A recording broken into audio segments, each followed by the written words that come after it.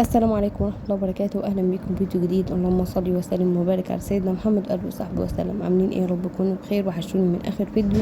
يا ريت ما تنسوش اللايك والاشتراك في القناة وتفعيل زر الجرس. تمام.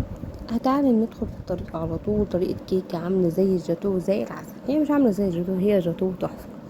هنعمل ايه؟ في بولة هنجيب 3.5 كوباية من الدقيق. هندخلهم ونحط عليهم شوية ذرة من الملح، ونحط عليهم معلقة ونص باكو كامل ونص من البيكنج باودر. تمام. هنركنهم على جنب. هنجيب على في الخلاط 4 بيضات وكوباية سكر، هنضربهم مع بعض هتملون يفتح. بعد كده هنحط عليهم معلقة سمن ونص كوب من الزيت. هنضربهم تاني وهنحط عليهم كوب من اللبن، بس يكون سخن لدرجة ان البخار طالع منه. هنضربهم تاني مع بعض، وبعد كده هننزلوها مع الخليط بتاع الدقيق.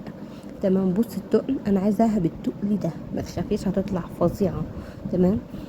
بعد كده هنخلي شويه من الخليط، هنحط عليهم معلقه بيكنج باودر، معلقه من الكاكاو، وهنحط عليهم شويه ذره من من المية علشان يبقى الخليط حلو معانا. هنحطهم ونعملهم بالشقر العشوائي. هنحطوها في الفرن، هتطلع من الفرن هنسقوها بنص كوباية من اللبن، او ممكن تزود نص كوباية شوية عشان تطلع طرية اكتر.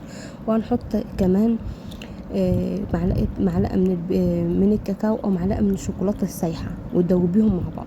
او كوباية يعني سخنيهم شوية دوبيهم مع بعض.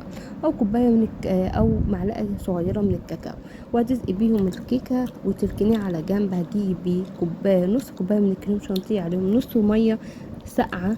تمام. لو من غير سكر حطي سكر، لو بسكر عادي حليه كده. وهتحط عليهم شوية كاكاو، او معلقة برضو من الشوكولاتة القليلة للدهن. هتضربيهم كويس وتحطيهم على الكيكه. عايزه طبقه سميكه شويه، علي الكريم شانتيه حطيها كوبايه كامله. تمام.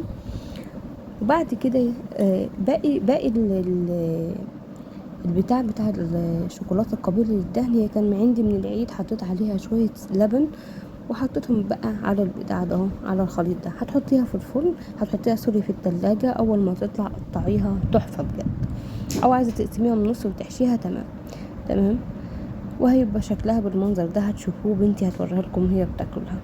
تمام.